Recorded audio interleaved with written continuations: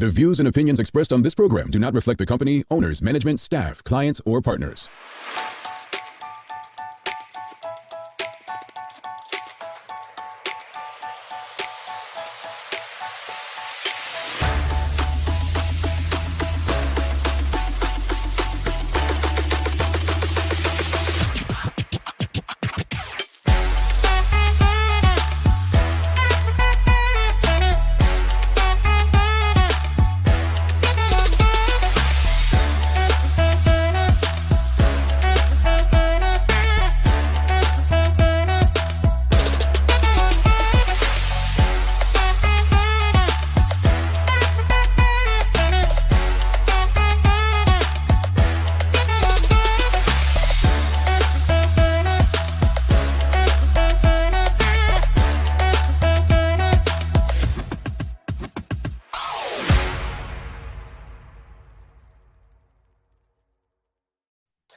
It's Friday, the 13th day of January 2023. Welcome to Bermuda's Daily Talk Show. It's the Daily Hour brought to you by Medical House, One Communications, and Mac and Lindos. I'm Jamal Hartman. He's Larry Marshall Jr. and Tamara McHale will be with us in a bit to bring you the latest in her news break brought to you by People's Pharmacy.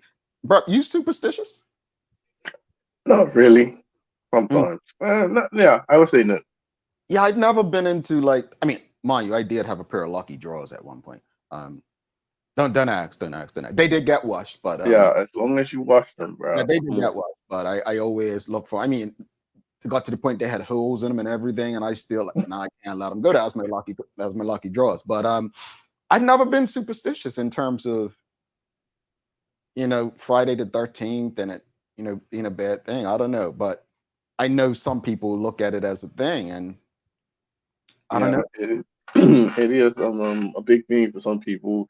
The one that I think stood out more that I think I may have tried to avoid was opening an umbrella indoors, but that wasn't no major thing. Yeah, that you've. What are some audience? Let us know. What are some superstitions out there? What is it? If you break a mirror, you get bad luck for a certain amount of years. A black cat. Black cat. Yeah. Maybe that's why my luck isn't. No, well, you know what about black cat? I always heard, Dr. King.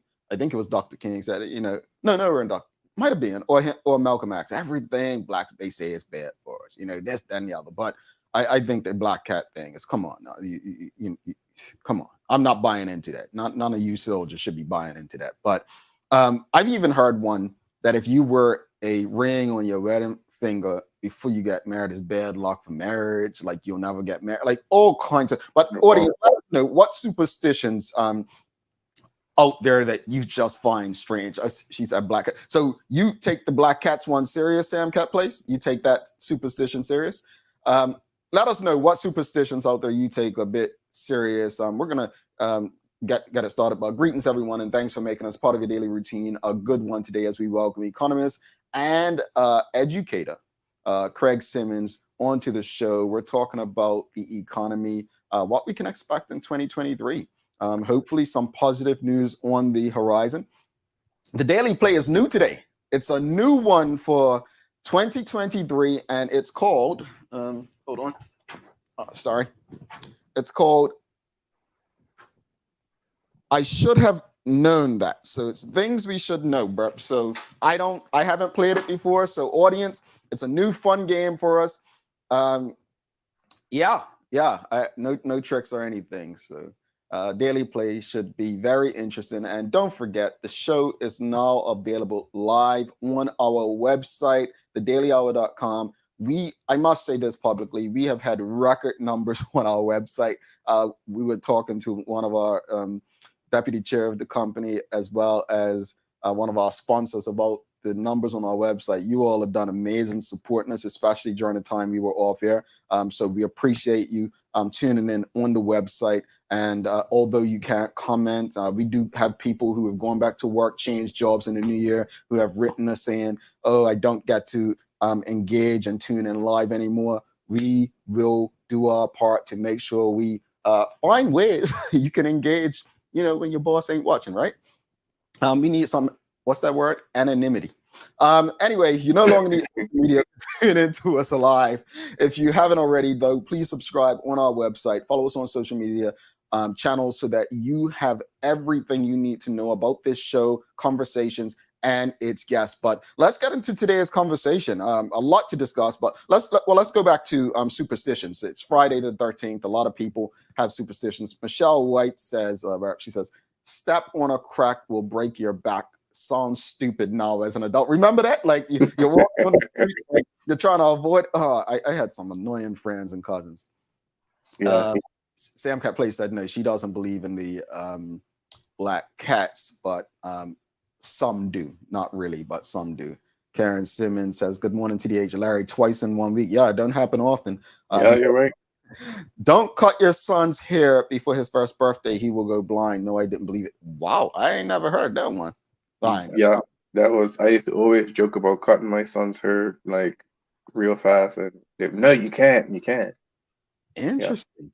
Angeline Butler says, "If you buy a watch for someone else, like a boyfriend, girlfriend, they will keep time on something else." Ain't heard that one. Okay. Oh, I heard one. Remember, if you buy a girl shoes, she'll walk out on you. Well, that's the one I was gonna say after this. So, I now a wife bought shoes for me, and her mama must have told her, "Don't you know you never buy a man shoes? He'll walk out on you." Yeah, it's like I ain't never heard that one until then, but that's an interesting one. Sean Smith also says, "Breaking a mirror." Good morning to you, Tanya Cheeseman. Walking under a step ladder. I have heard that. Yeah. Yes. And then we have Michelle White. "I don't walk on the ladders." Yeah. Charles H. Jefferson says, "Here's a new superstition. If you don't start your day with TDH, it won't be a good day." And that's a great way to end this segment. There you go, Charles. I love that. I love that. Looking like a true Philadelphia Eagles fan right there. Oh, right. I forgot you're an Eagles guy too, aren't you? Yeah. All right, folks, let's get to the conversation. So we do have an important conversation, and this is a time where I feel every Bermudian, black, white, you name it, should be interested in what's being printed, what's being discussed in the news. So it's not on their website, apparently not yet, but on their Twitter page. This is the front page of the Royal Gazette today. And the front page, the headline reads, "Public Living in Fear for the Future," right? So let's make it a bit bigger here. Sean Connolly writes, "Consumer confidence in the economy has slumped to its second lowest level in the past 5 years, according to a new survey. The financial uncertainty has fueled people's fears about being able to afford retirement costs, health insurance, and healthy food," according to Narrative Research Bermuda poll. Consumer confidence now stands at 69.1%, close to the lowest figure recorded in recent years, 66%, which was registered during the first wave of the COVID-19 pandemic in June 2020. And you can read more of this in the Royal Gazette. And then right below there, food price inflation remains at more than 10%. And the question is very simple for the audience. As you look at these two top stories on the front page of the Royal Gazette, the question is very, very simple this morning. And it's pretty much, are you somewhat fearful for Bermuda's future? And just very simple. Are you somewhat fearful of Bermuda's future? And we do have Craig Simmons coming on this morning, and I'm sure that a lot of us enjoy communicating with Mr. Simmons about this topic, the economy, economics. But are you at all concerned? Do you fear? We're a older population, right? And even for young people, right? Where's that next job going to come from? That next paycheck? What are your thoughts? Yeah, I must say there is a level of fear. Not that I'm walking around paranoid or whatnot, but there's two articles definitely have you is at the forefront of your thought more, like whereas maybe a few years ago it wasn't.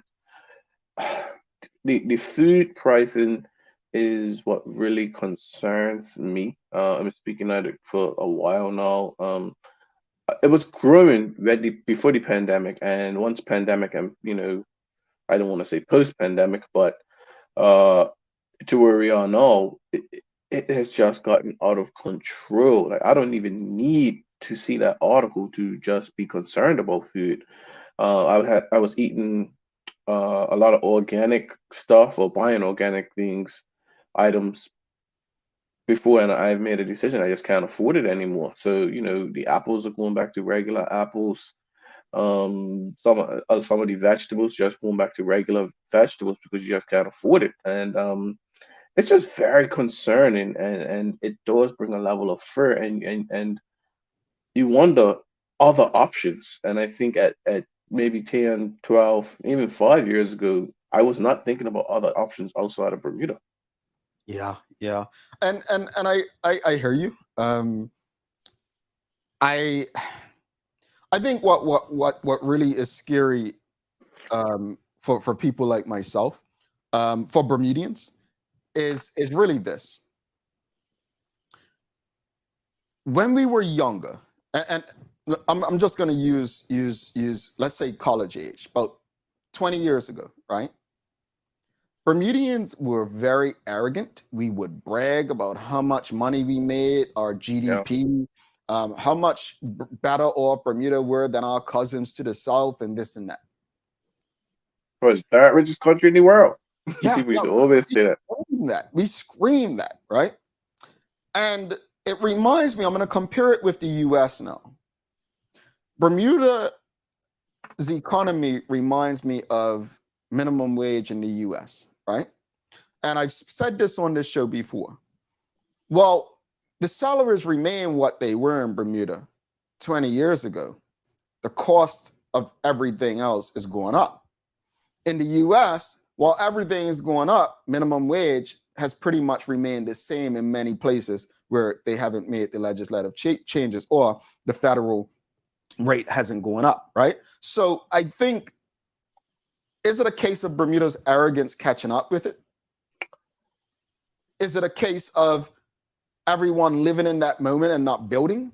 Is it a case of, I'll say it, Bermuda's economy, and Armel Thomas, president of the BPSU, said something many years ago. I tried to find the article, that the PLP was living off the UBP's coattails, and that after 1998, Bermuda didn't do what it done in the 80s and 90s and grow its economy as much, despite what stats may say. These companies came, well, the groundwork was already laid, right? So if you look at what happened in the 2000s, the groundwork is already laid for what, from the 90s and the 80s, right? If we're Yeah, honest, yeah, we would understand that.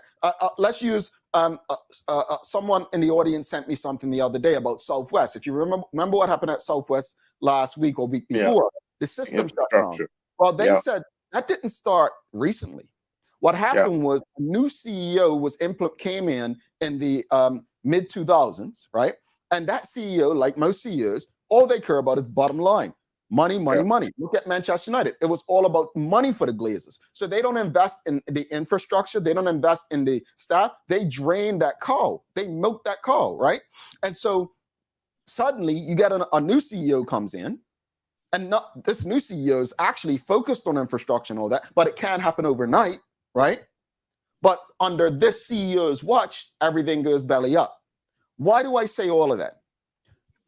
Fearing for Bermuda's future isn't about today, tomorrow, next week, or next year, but the groundwork being laid today. What happens today, the results are going to be shown over 10 to 20 years. That's why Bermuda in the year in 2000s was doing great. It's not because after 1998 the PLP suddenly done something great. And I am not crapping on the PLP. This is just the reality of life and how things work, folks. yeah, You would know, if you're honest, the UBP done a lot of crap. A lot of crap. They were not by any means a blessing for Black Bermudians. Let's just call it what it is. But we cannot deny that they laid the groundwork for an economy that would not have had us in the situation we're in. yeah. We have been let down. We have been let down by an opposition being in government. Yeah. And it's interesting because you talked about the 80s and 90s, and if you looked at the turn of the century and then towards the mid 2000s, I think that was when on record deficit grew, the spending amongst government and the government ministers grew, the salaries increased astronomically. Mhm. So I think we got in that it's our turn, and it was just spend, spend, spend, and we are where we are now. Which then, it kind of leads to the brain drain. People are saying, you know what, I just can't do it here. I got to go. So I think we're reaping the benefits, and I think that I don't know if that's what you're trying to say. We're that's our arrogance, like we're reaping our benefits of what we kind of should, because the people are equally as to blame because we allowed them to do it. You know what I mean? We did not. What you people would say about, oh, they did it for 30 years. It was their turn. No, it was our turn. And All of that was happening. crazy. That is what people were saying. Yeah, And the next generation and the generation after that is tougher. And yeah. and we're at the point where we're wondering, will it ever turn around for us? I can tell you what.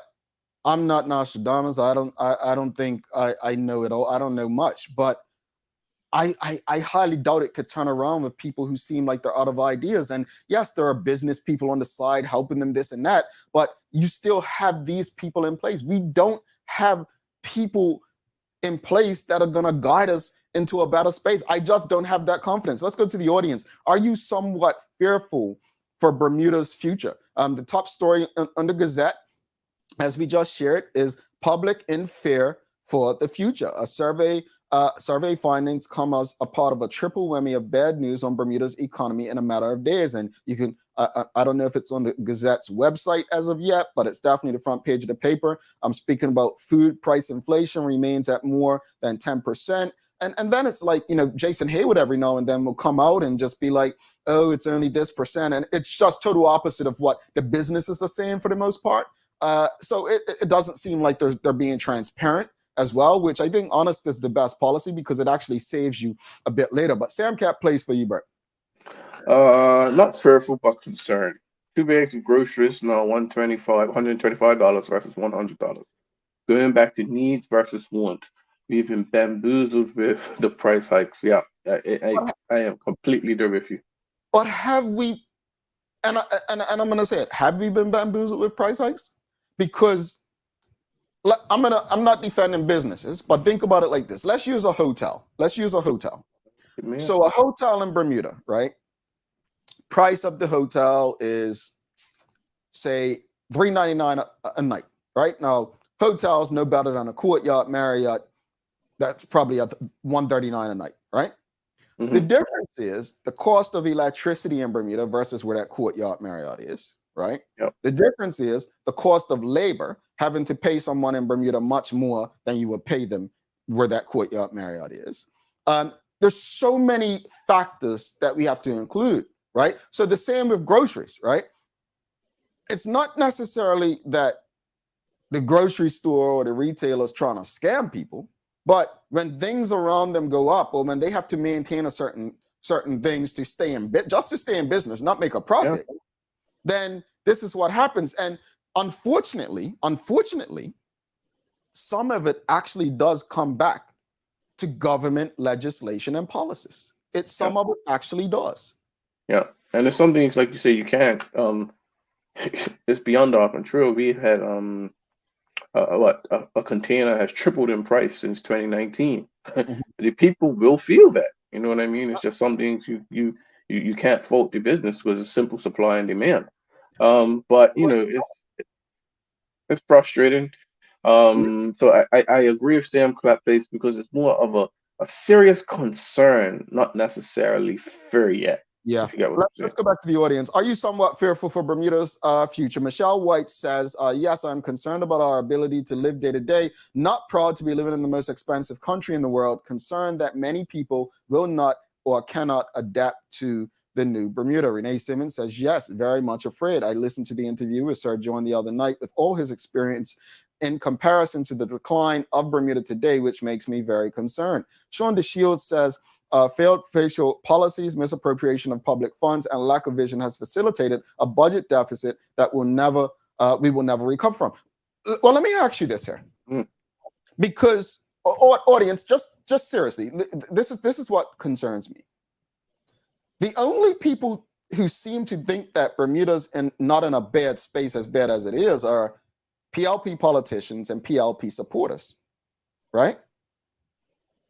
And, you know, I don't defend bad behavior. I love my sisters, family, wife. If they were doing something that I didn't think was good, I'm not going to stick up for them just because of my love for them. I'm going to hold them accountable. I would not do for my own family and loved ones what I see people doing for their politicians and political party, right? Yeah. And so I'm a bit concerned. I'm a bit concerned that you cannot honestly tell me. Look, you may be making $100,000 right now because of your relationship with the government, right? We've seen it happen before. Well, that government finally loses and you're still around 15 years from now. Because of what you allowed today, you're now in a worse space 15 years from now. And that's what I want people to consciously think about. Just because you have it all, you got this consultancy gig because your friends are in power in government, you have you've got a great contract, right? Just because you have that today, and it's all about you, you're making it. In 15 years, and you're still around, and you're older, and you need health insurance. And your mortgage, you're having challenges. Or if you don't have a mortgage, you're having trouble with rent. What you do today will result in how you live tomorrow. Yeah. And my words for anyone within the government, the political side, whether a supporter or actively involved, please don't let greed guide you. Let your conscience do that. We've got to bring Tamara McHale in for the news break. And then we've got Mr. Craig Simmons coming up, and he'll go much deeper into all that we're discussing, of course. But stick with us.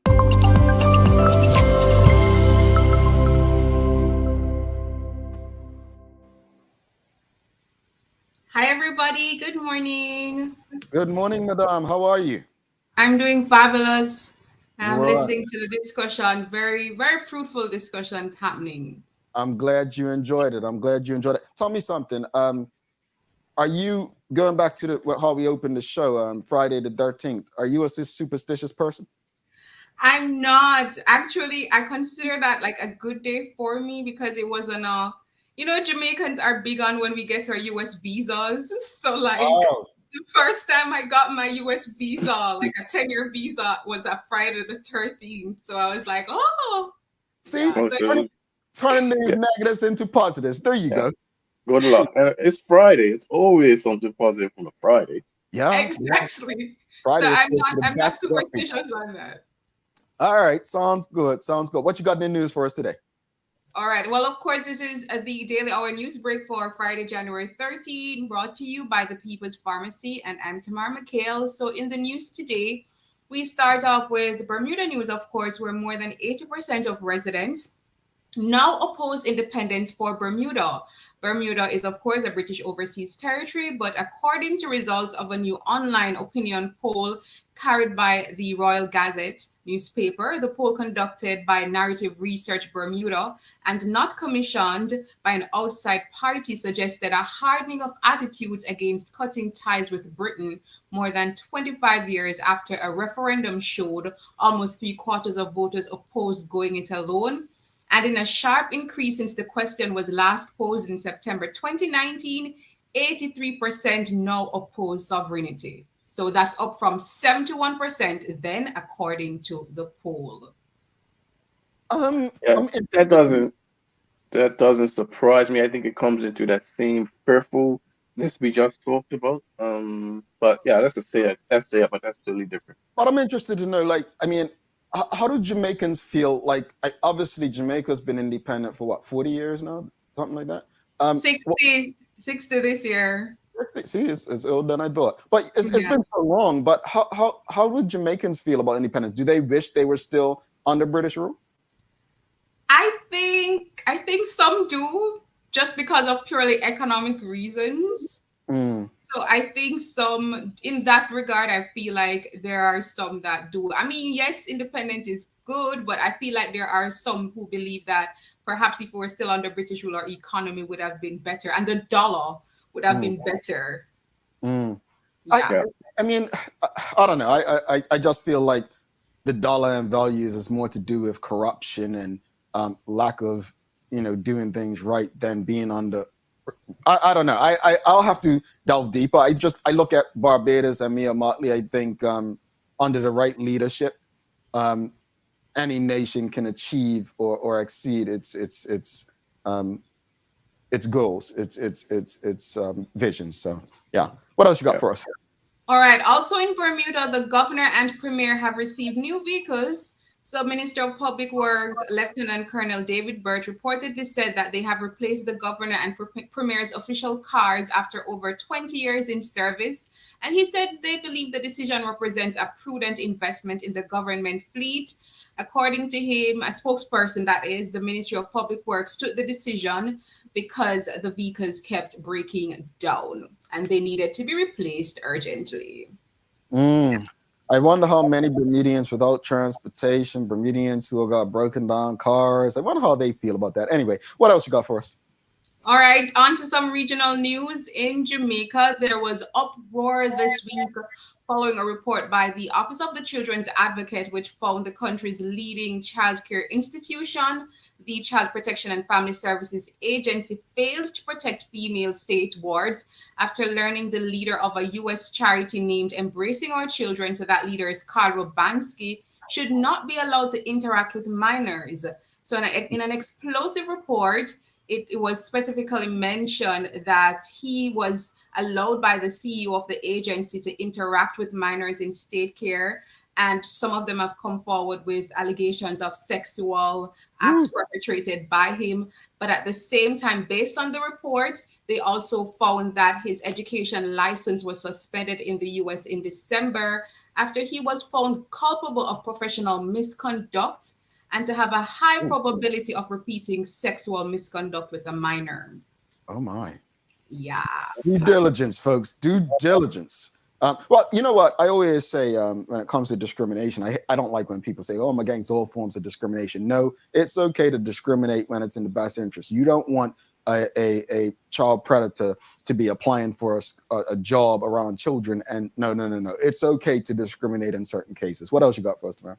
All right, and I'm wrapping it up in Trinidad and Tobago, where Prime Minister Dr. Keith Rowley said there are no plans to cancel Carnival or introduce lockdown restrictions similar to what was implemented in 2020 following a recent spike in COVID-19 cases. So he was speaking at a press briefing yesterday, and he said that there's no need to close the country's borders as the relevant variants of concerns have already been detected within the country.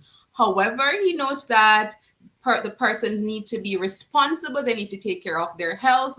And he said, quote, if you know you are going to go out there to take part in Carnival, make that decision. It is your decision to make, whether you wear a mask or not. Yeah, nobody's stopping the money these days. The money's got to come in. They're not closing There ain't no cancellations. Yeah. They ain't got time for that. How's the weather looking? All right. Well, in the weather in Bermuda, it's a bright day, according to the Bermuda Weather Service, despite occasional cloudy spells. So it's going to be bright and sunny. However, for tomorrow, Saturday, you can expect cloudy with rain showers, possibly heavy at times with thunder. And it's bright and sunny here in Jamaica. I like how she always does. Like, it gives you that bad news about that there's clouds and rain, and then but hey, it's bright and sunny here. Yeah, I'm looking out my window and it's bright and sunny, and I woke up to the birds chirping, Wow. This weekend is International Race Weekend in Bermuda, and I could have told you it would have been bad weather before a month ago. Every year it's bad weather. Oh, really? Yeah, all the time. Maybe they need to change the schedule for that. Yeah, it's rough. The tourism expert could speak to it. Great running conditions. What's the day of the year today, bro?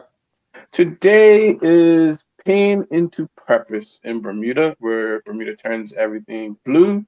Pain into Purpose, in collaboration with the Kajani Burgess Dream Award charity, is putting on the event. This is to remember the road fatality victims throughout the year. So it's a somewhat sad day of remembrance, but it's just to bring awareness to the losses that we've had on our roads. And I guess just a gentle reminder to we don't even need gentle reminders.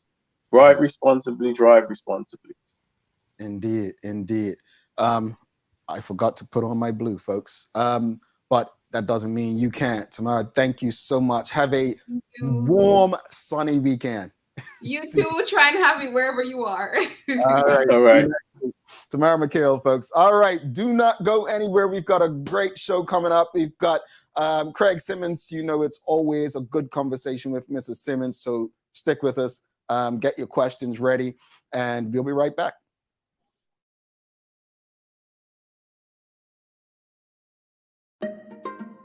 People's ACW, located at King Edward VII Memorial Hospital, carries over-the-counter medicines, toys, cards, and even toiletries.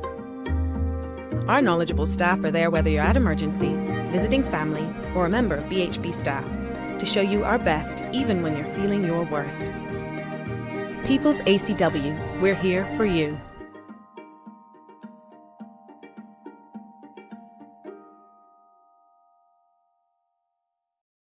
Welcome to the new bulk store, Lindo's Next Level. Wake up in the morning with enough coffee to keep you running throughout the entire day. Your pet at home deserves the best.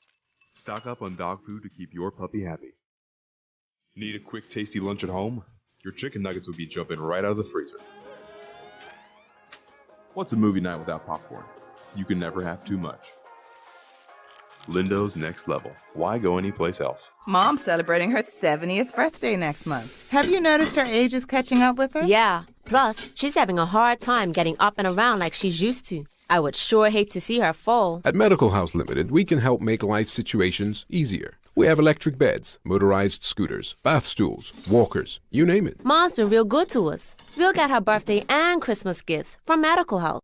Medical House has relocated next to the Dandytown Field, number 6 Bakery Lane, Pembroke. Telephone 292-3622. Alrighty, welcome back to the big show, Larry Marshall Jr. I am Jamal Hartman. It's the Daily Hour brought to you by Medical House, One Communications, Lindo's, and Mac, and People's Pharmacy. Also, folks, if you don't know, well, you no longer need social media to tune in to Bermuda's Daily Talk Show. You can now watch live on our website, thedailyhour.com. All right. So, hey, can't comment yet, but you can check us out on there. Without further ado, let's bring in our guest for the day. He's like family. I mean, he's like a host. He's like one of us, but it is Craig Simmons. Welcome back, Mr. Simmons. Always a pleasure, Mr. Simmons. Thank you. And I speak for the audience because we do get messages and they're like, oh, can you please ask Mr. Simmons this? I'm like, oh, no, you can ask when you come back. And we've had people asking questions already before you're on to ask you certain things. But we don't know what's going to be in the Gazette. We don't work with the Gazette or for the Gazette, but obviously we did start off with reading some things from the front page of the Gazette today. And then there was another story on the front page yesterday. And that was titled, Steep Rise in Number of People Buying Less Opposition to Independence Hardens. Well, Mr. Simmons is gone. Yeah. Oh, let's hope we can get him back. Let's hope we can get him back, folks. Well, we'll get into that conversation. A lot of people in the audience were asking what kind of car the premier got. So we had Charles says, what kind of cars did they get? I hope they are electric, as that is the future, if not the now. All right, let's bring Mr. Simmons back in. All right, Mr. Simmons, you got us now? I think so. Hope so. All right, perfect. We've got you. No worries. Technology does that. But no, I was just saying that, we don't work with the Gazette, but we had planned to have you on already, but the Gazette had a story yesterday on the front page, steep rise in the number of people buying less. And then this morning, as I shared earlier, public living in fear for the economic future. And then food inflation remains at more than 10%. Again, didn't plan to ask you any of this, but let's just start with it. Let's speak to the public living in fear. Do you believe, from an economic perspective, based on what you see, that people should be living in fear? Well, this reminds me of Barack Obama. You know, he was accused of never getting overly excited and never getting depressed. You try and keep an even keel. Mm-hmm. And I fear that, you know, this excessive pessimism is like that. I was reading a quote from an economist of 100 years ago, and his words were that, you know, people in that particular time, the 1920s, were suffering from extreme pessimism. And that was just before the Great Depression of the 1920s. And, you know, history has shown us that pessimism was largely unfounded, because things turned out to be pretty darn good. All that to say that over pessimism, you know, this sort of, I think it's overrated. There are a lot of good things happening in Bermuda, and maybe if we spent less time on social media, less time reading the Gazette, we wouldn't be so pissed off and so down and out. I mean, I'm hoping that after Wednesday's Daily Hour, people were sort of happy and sort of thinking about the future in a positive way. You talked about investment. John Huff is making a serious investment in the future of Bermuda. The dividends of what that man is doing at ABER won't be seen for 5 to 10 to 20 years, getting more and more Bermudians into the international business sector. That we need to think long term. And so, you know, if you expect to get carrots out of your garden, they're not going to pop out all of a sudden. You've got to plant those seeds today, and in 3 months' time, if you're lucky, you'll get some carrots. That's something that we Bermudians haven't been spending a lot of time doing, planting, so that we can expect a harvest sometime in the future. And so, you know, be a contrarian. If you want to be successful playing the stock market, being an investor, this is a sort of advice coming from people like Warren Buffett, Charlie Munger. You have to be a contrarian. When other people are being pessimistic, you need to sort of see the other side of the coin. When they're leaving the stock market, that's when you should be standing at the entrance and buying their stocks. When other people are over optimistic about a particular asset, whether it be land or Bitcoin or stocks in Amazon, that's when you should draw back and not join the frenzy. So if you want to be successful as an individual asset manager, I think if you want to be successful in life, in many ways, you have to be a contrarian. Stop following the crowd. Maybe you spend less time listening to the crap that you find in the public domain, because the valuable information that's going to help you is not in the public domain. Imagine there's a hot tip about a stock. Do you really think that you're going to find out about it? When the cashier at Marketplace is talking about buying Bitcoins, you know the party is over. You've got to get in early. So you need your own mind. You need to be a contrarian and stop listening to other people, because they're going to pull you down. It's interesting you say that, because as a person who kind of has been accused of going against the grain and being contrary, I want to say why I agree with you 1,000% is I had the opportunity to meet with quite a few CEOs over the last month. And a lot of what they were saying was pretty much opposite of what you would read in the RG from a business perspective, like the businesses and where they're going. And I think you're right. the more we consume that leads us a certain way, the less we question, right? We don't question a lot of this stuff, which is why I appreciate this platform to ask questions and engage. So with that said, about pessimism and optimism, why should we be optimistic about 2023's economy for Bermuda? What can we expect? So I don't read newspapers. I try and encourage my students to do the same.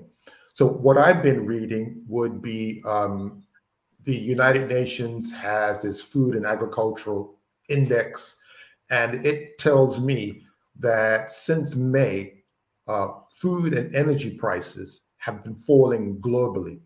And so I look at that as being a leading indicator of what's coming in Bermuda.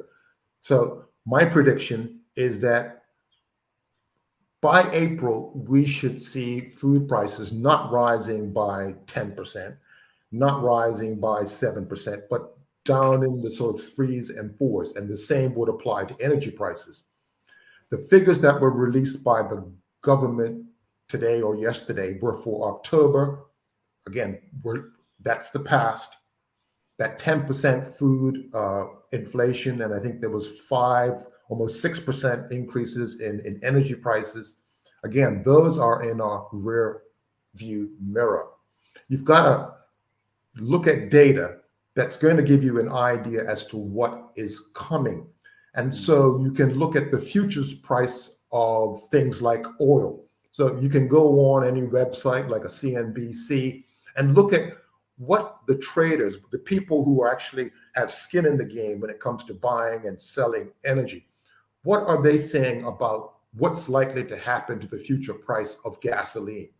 And you'd be gladdened to know that they're expecting those prices to fall. The same thing if you go to the Chicago Mercantile Exchange, looking at, so what's likely to happen to the price of soybeans or corn? And the futures prices are all on a downward trajectory. So my advice to people is to look to the future and not to the past, and change the sources of information from people who have an interest in keeping your eyeballs glued to a screen. And they're more likely to keep your eyeballs glued to a screen if the information is salacious, if it's, off the beaten trail. Well, real quickly, what are some of these sources you're mentioning? Where can people find this information? One source that I like to use, I mentioned about with respect to food, the United Nations has a website, the Food and Agricultural Organization. I believe I thought I might have included in the link to the notes that I sent you. But if you Google right now, United Nations Food and Agricultural Organization, you'll find it, Food Index, and you'll see there that the price of food has been declining since May of 2022. And so that is a good indicator of what is coming, rather than looking at what happened back in October. That'll be a good place to start. And you can do the same thing with respect to energy by looking at futures prices. There's a well-organized global market, futures market. That's what, when Belco is looking to buy energy, oftentimes it will buy on a futures market. It won't go to a spot market. The spot market is whatever is happening today. But the futures market would tell you what people expect to happen in the future. If you read the World Bank published its report for January 2023, and it expects inflation in the United States to fall to 3.5% next year.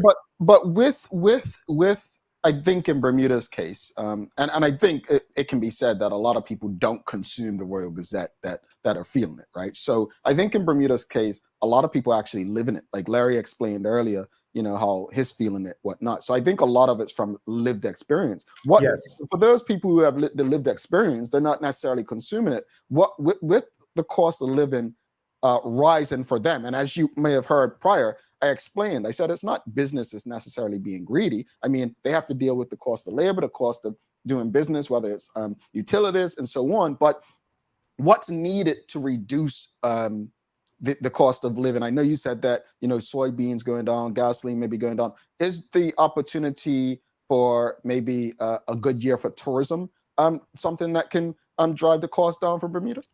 Interestingly enough, there's a prediction that the U.S. is going into recession in 2023. But when you look at the predictions that are out there for U.S. travel, they're positive. So it would appear to me that U.S. tourism is still on the up and up. And so my prediction for 2023 is that, well, whilst we won't get back to the 2019 figures for tourism spending, which would be around $550 million, we're likely to see an improvement. So to put it into context, for 2022, we're around 65% toward the 2019 spending target. Next year, I'm thinking we should be around 75%, north of, very least north of 70%, which will be an improvement over this year. So to my way of thinking, the future looks brighter in 2023 than it does in 2022. Food prices, inflation will come down. There will be more growth, and the source of the growth is really, really important. The hospitality industry employs over 4,000 people, 4,500 people, at least it did in 2019.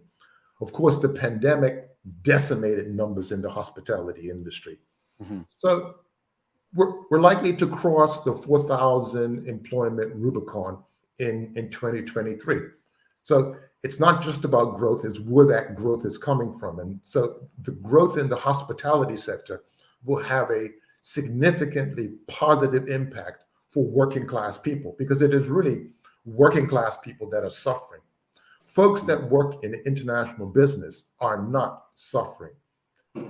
Median salaries in international business, what in 2019 were about 139,000. Last year was about 141, and it just keeps going north. If you're in the reinsurance sector, median salaries are sort of 174,000. So those are not the people that are complaining about high food prices. Yeah. The people who are complaining are blue collar people. Now, this brings up another very important point: inequality. So the gap between blue collar and white collar in Bermuda has widened as a result of the pandemic. It was widening before the pandemic, but the pandemic put that disparity on steroids. And so the government's challenge is, how do you redistribute income and wealth from those people like myself who were doing really well during the pandemic, because I was able to save additional funds during the pandemic, not paying for gas, not having to eat out, eating at home. So people were able to save money. White collar people were able to save money and live quite well. Blue collar folks, on the other hand, lost their jobs. They were on financial assistance, and things haven't gotten much better for them. Plus, you've got rising food prices. Of course, people are going to see a bleak outlook.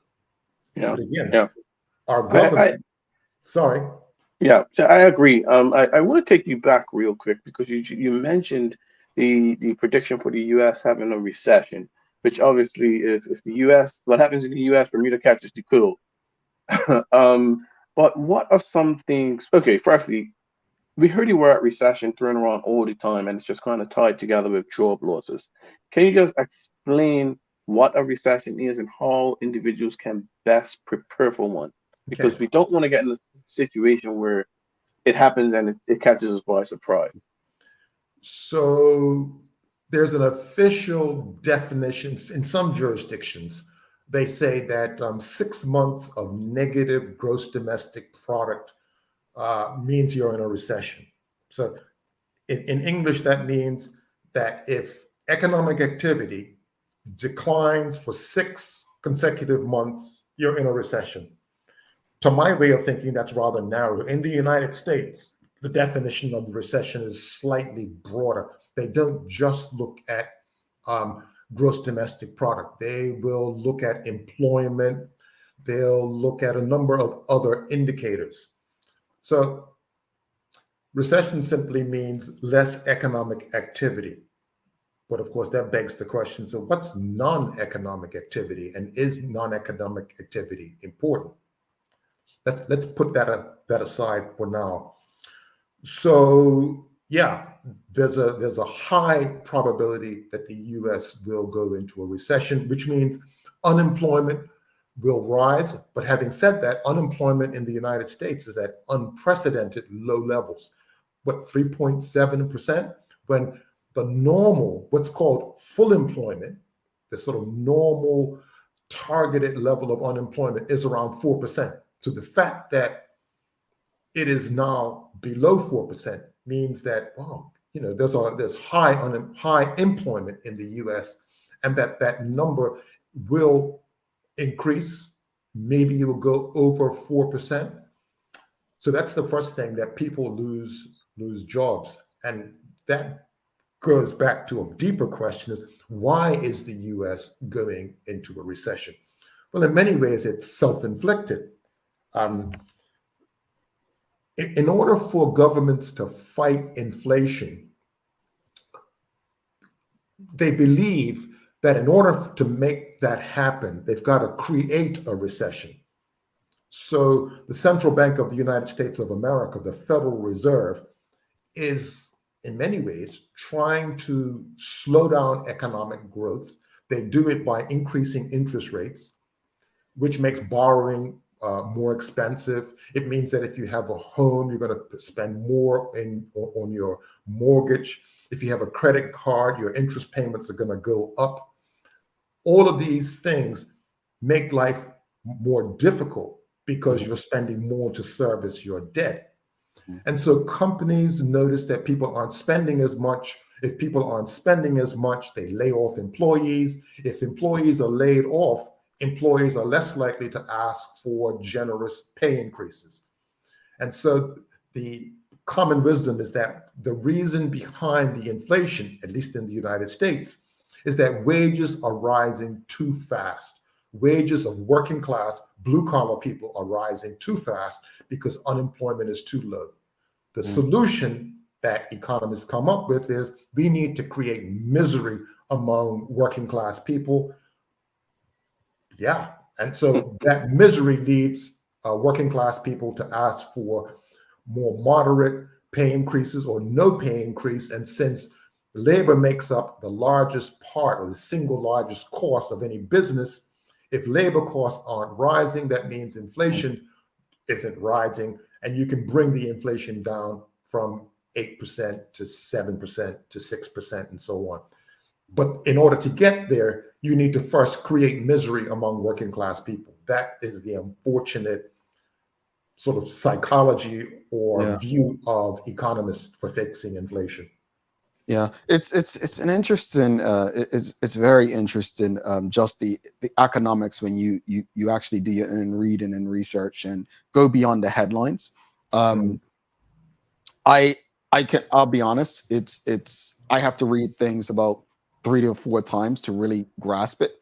And if I don't grasp it, I'm not afraid to admit I have dictionary.com open, and then I'm not afraid to kind of ask someone about things. But I go back to what you said early last year.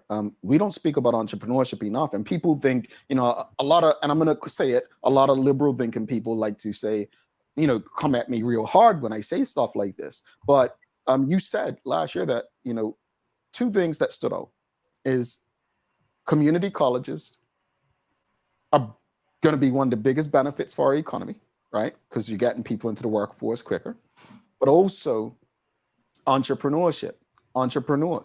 And it goes back to what I always say, like if you lose a job, and it goes back to what Larry just said about preparing for a recession or so on, but I think we all should be more mindful in preparing for these times if we're so pessimistic. Not just, not like moaning or being upset about what the state we're in, but if you lose a job and you can't find a job, you have a skill that you traded someone for money before. So why can't we use that same skill to trade for money to someone else to be our own business, right? Yeah. So I guess speaking about entrepreneurship, and I want to go to the audience because I know they have a lot of questions. Do you still feel that way, that entrepreneurship and community colleges are a way forward for Bermuda in particular? There's no doubt. Relying on some big business to cuddle you over a 10 or 20-year period is no longer a reasonable option, I think, for young people. Young people understand that these companies can very quickly go out of business and you're left with nothing. And so what I've noticed over the last 5 to 10 years is an increase in the number of young people starting their business. I'm sure everybody on this call knows people that are out there hustling. And so that hustler mentality is indispensable to economic growth and our future. Mm-hmm. Economic growth means chaos. If you're an entrepreneur, you live in a perpetual state of chaos. You have no idea what's around the corner. And so you're always on your toes.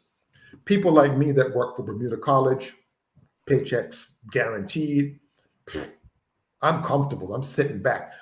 But I'm setting myself up in some ways up for failure because I'm not on my toes. Successful people stay on their toes. And so entrepreneurs serve double purpose. They help mitigate catastrophic risk because you have many small organizations out there. If one fails, no big thing. But if a big company fails, big problems. You've heard the expression, too big to fail. So having these small mom and pop, small, medium-sized enterprises out there doing their thing, I think bodes well for Bermuda. It bodes well for the future. It reduces the risk of a kind of cataclysmic event, which could happen if you relied on a huge organization. And I suppose that's for me comes home because my daughter, she just walked in to get some coffee. She and her husband run a business. That's how they put bread on the table. To my way, I'm thinking, are you sure you guys want to do this? I mean, don't you want to get a regular job? No. But she's happy. She comes over here and can chat, and if they want to go play golf, they go play golf. And arguably, their standard of living is higher than people like me that have to get up every morning and go to work and deal with a abusive boss and Yeah, that's difficult. Real quick, we're going to go to the audience. We want to get the audience involved. Mr. Simmons, does the average person have a better career options today than the 1970s and 80s? Michael Daniels. Okay, so if you go back to the 70s and 80s, the industry in Bermuda would have been the hospitality, tourism. And people did really, really well. And what I like about the hospitality sector is that it was for working class people. It was for blue collar types. And they did extremely well in that industry. It was high risk because we were dependent on a couple of hotels. And so in some ways, we were open to a cataclysmic event that could lead to the destruction of the industry and wiping out the livelihoods of people. Since then, of course, things have changed. The hospitality industry hasn't done as well for a myriad of reasons. International business has come in and really changed the complexion of the place. Now, are we in a better situation today? International business keeps the lights on. There's no doubt about that. So many of my students are now doing extremely well in that particular sector. I think the challenge that we face is to balance that white collar sector of international business with blue collar jobs. We need to get more blue collar, non-college required jobs up and running in Bermuda. The idea that everybody go to college and get a degree and work for international business is clearly an unreasonable and foolish option because not everybody is geared for college. So we need to get tourism up and running. Now, we're probably never going to get it back to the way it was in the 70s and the 80s. But in terms of employment opportunities for non-college types, for blue-collar types, we really, really need to get that up and running. And community colleges have a major role to play in making that happen. Yeah, definitely agree. We're going to go to, sorry. How is the poverty line determined based on the household demographics? Where do you find this information that is relevant now? That's from Craig Simmons. So the only time that we've seriously looked at the issue of measuring poverty would have been back in 2008 during the Brown administration. And there's a document you will find in the statistics website. I think it says something like low income thresholds. I can't remember the rest of it, but it is a sort of technical document that looked at measuring poverty levels. And one relatively easy way to define poverty is that if your income is 2/3 of the median income. So the median income in Bermuda is around, let's ballpark it, around $66,000 a year. That means 50% of the population makes more than $66,000 and 50% of the population makes less than $66,000. 2/3 of 66,000 is 44,000. So essentially, if you're making less than $44,000 a year, you are living below the poverty line.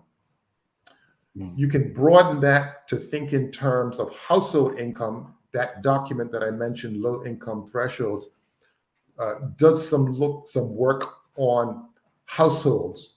So a household with 2 adults and 2 children, according to that document, would need a household income in excess of $100,000 a year to live out of poverty. So if you have a household like that, 2 children, 2 adults, and you're not making $100,000, according to this document, you are below the poverty line.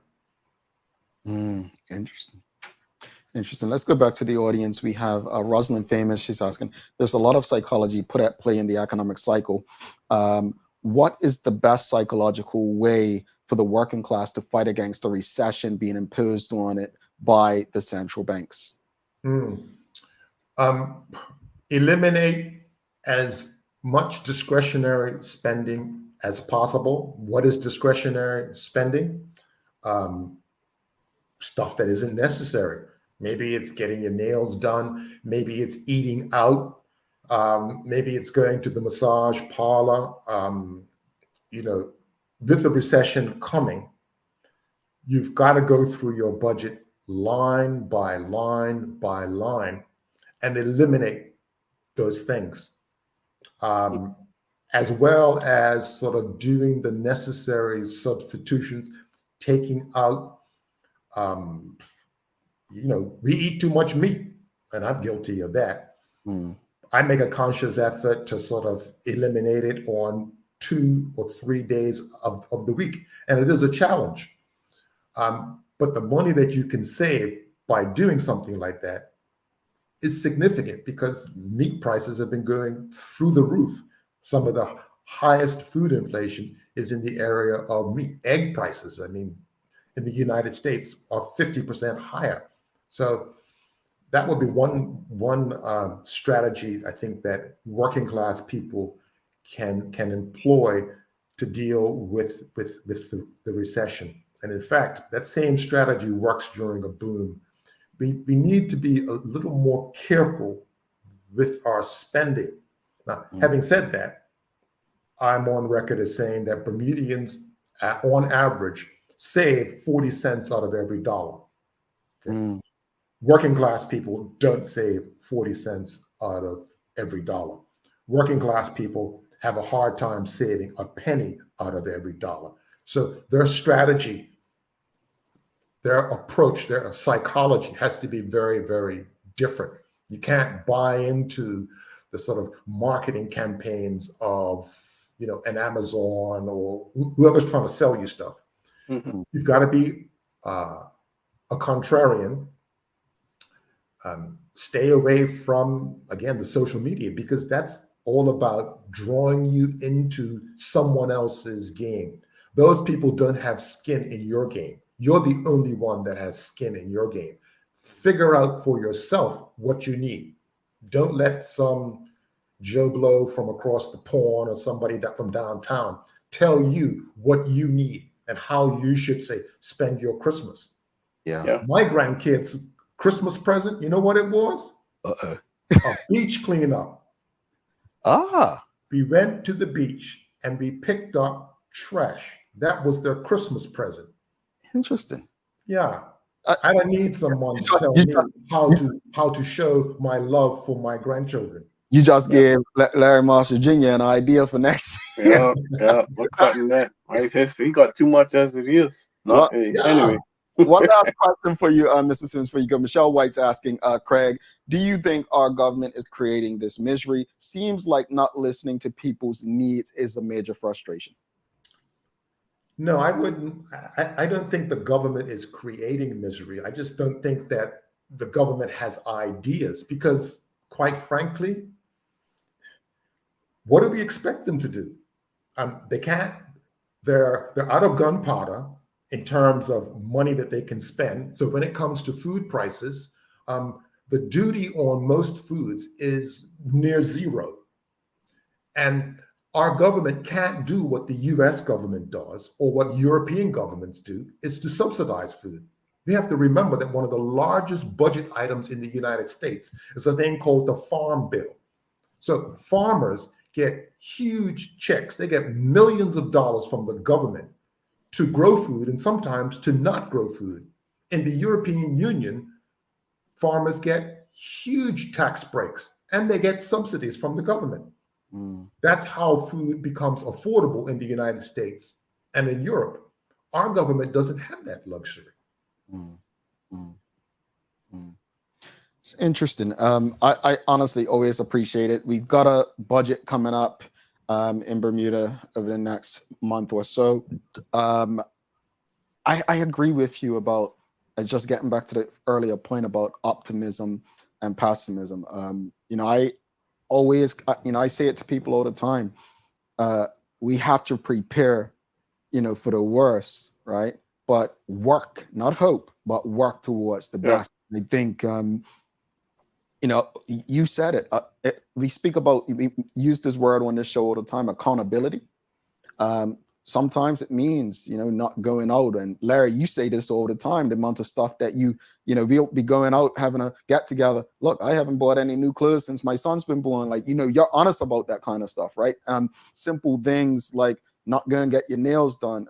Me purchasing my own machine to try to shave myself because I can't afford a haircut like I used to. But I think a lot of stuff that you've said today, I really hope people take in, because you're right.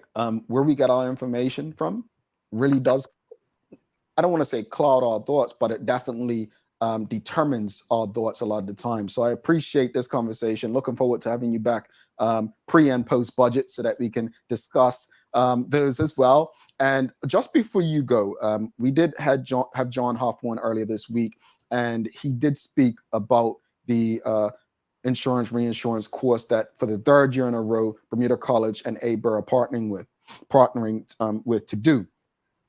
You mentioned it earlier, but just really in the most concise way possible, just explain how important a course like that is for Bermuda and Bermudians. Okay. So in some ways, we live in a one-horse town. It's an international business town. So it's incumbent, I think, upon Bermudians to understand that horse. Like, what is reinsurance? How does it contribute to the economy? It employs over 4,000 people. I've already indicated that the average salary, the median salary in international business is north of 140,000. And in reinsurance, it's north of $170,000 a year. It keeps the lights on. But more to your point, What exactly do those people do? Here's one thing. So imagine you're an American and you want to buy a house. You go to your bank to get a mortgage. Mm-hmm. That mortgage, there's a 50-50 chance that that mortgage that you're taking out at the bank, the insurance behind that mortgage was made in Bermuda. If you live in Florida, or if you live in Louisiana, or you live in Texas, and you're buying catastrophe insurance for your residence, there's a 60% chance that the label on that insurance policy says made in Bermuda. So the role that our reinsurance sector in particular plays in a global economy is huge. Bermuda is making a major contribution to reducing global risk, whether it be with crops being planted in Germany, or whether it's insuring a factory in the Philippines. Bermudians need to understand and be proud of what it is that we make. Yes, we don't make mugs, we don't make jeans, but I think we make the making of the mugs less risky for the entrepreneurs that make those mugs. And in many ways, the mug would not get made if the maker couldn't buy an insurance policy to cover the workers. Maybe a machine in the factory would blow up. And so the employer needs, what's it called, worker compensation insurance. We make that stuff in Bermuda. Mm-hmm. So I think we really need to understand what is going on down in Pitts Bay and why it's important, not just to Bermuda, but to the planet. You'd be pleasantly surprised. I completely agree. And truth be told, outside of people who work in that space, I can guarantee you the majority of Bermudians don't know what reinsurance is. That note, Mr. Simmons, thank you so much. Another awesome conversation. Look forward to seeing you again next month. All the best. All right, folks, if you appreciated that conversation, give us a thumbs up, a love, a like. We're going to take a quick break, come back, wrap it up, and we're also going to do the daily play. Awesome conversation just now. Stick with us. A lot happens around your home. That is why at One Communications, we have introduced affordable security and video monitoring, because everyone should be able to afford to protect their family. Anytime, from anywhere, One Home Security keeps you connected and puts security in your hands with an easy-to-use smartphone app to control everything. Home security is important to keep you and your family safe. Motion-activated cameras around your home and security monitoring within create a complete security system providing protection both inside and outside your home. Professional monitoring means that there's someone on call with 24/7 protection to notify the authorities and help keep you and your loved ones safe. We are dedicated to whole home protection with indoor and outdoor cameras, smart door locks, motion sensors, and more, so you'll always be connected to what matters most.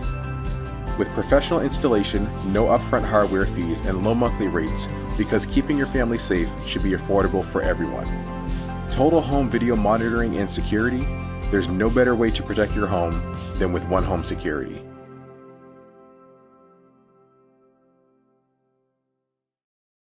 All right. Thanks again to Mr. Craig Simmons. Interesting conversation. Thanks again to One Communications, Medical House, Lindos, and MMAC, and People's Pharmacy for ensuring we can do this with you on a daily basis. If you haven't already, make sure you subscribe on our website, thedailyhour.com, so you don't miss updates.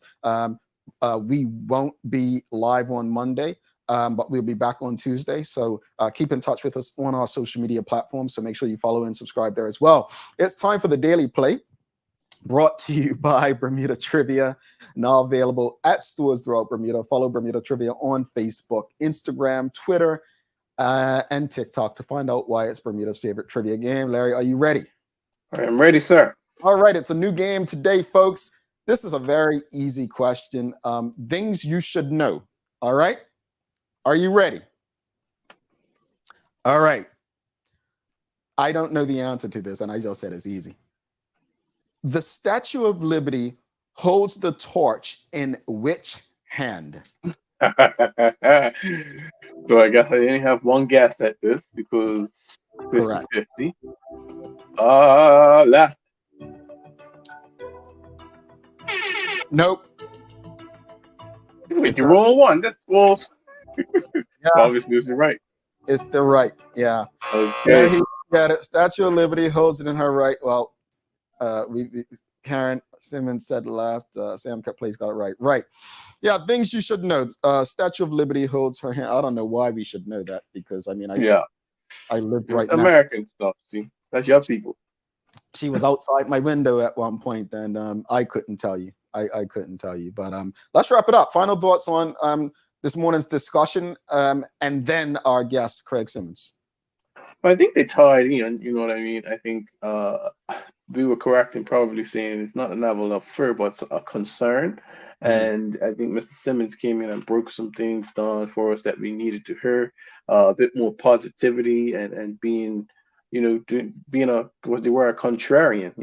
I really took that to heart. And that term, discretionary spending and reducing that, I think that's very key. And it's really about the wants versus the needs. Yeah. I think Bermudians have a right to feel concerned about this state of Bermuda, but I really do believe that there's light. There's light. I believe we are the solutions to some of our problems. I use myself. Like I don't believe in going in a corner and just feeling like there's no hope. Doing things is not easy. Getting into business, but sometimes maybe just be a bit more open to new opportunities and industries. Cherie Dill says, I loved his explanation of Bermuda's contribution to the global environment. That's the first I have heard it articulated that way. Most people talk negatively about insurance, but the huge service it provides to our everyday lives, we should be proud of how big of a player Bermuda is in this space. Absolutely. I mean, I've tried to explain it to people as well in the past and throughout the US I've lived in about how reinsurance works. I only knew how reinsurance worked because I had people explain it to me and break it down to me that way. And I think it started with September 11th, how the role Bermuda played in that then Hurricane Katrina. So I think we need to educate people on our economy. Because like he said, I use her all the time, Jasmine De Silva, when we had her on the show, it's like, she lived in a completely different Bermuda than a lot of people that we may encounter thinking, like, things are great. But then we've got people saying, look, the price of eggs and this and that. So he explained that well. Yeah. Truth is, it's not easy, but it's not as bad as I think it's being portrayed is the point that he made. But without further ado, let's bring, you got some daily inspiration for us, Bert? I do. And I think it ties in with today. Everything's a trade-off. If you want a high standard of living, you have to settle for a low quality of life. And that's anonymous offer. Well, there you go. And it goes back to what I said earlier about, if you want lower prices of some things, are you prepared to lower your demands as far as pay it and so on? Bermuda's a unique economy, and I think we all accept that. Folks, again, there's no live show on Monday morning. We will be back live on Tuesday, another big week. So follow us on our social media channels and make sure you're subscribed to our website. I say that, just subscribe. It doesn't cost you anything. Subscribe, follow us, and engage with us. Thanks again to our partners, Medical House, One Communications, Lindos, NMAC, and People's Pharmacy for ensuring that we're able to do this with you on a daily basis. As always, we appreciate you. We love you. We thank you for making us part of your daily routine. If all goes well, we'll be back to do this again with you on Tuesday. Tuesday. Keep that in mind. Tuesday. I'm saying, people, no show Monday. Tuesday. He's Larry Marshall Jr. I'm Jamal Hartman. My friends, make it a safe and great weekend. We are out. Tuesday.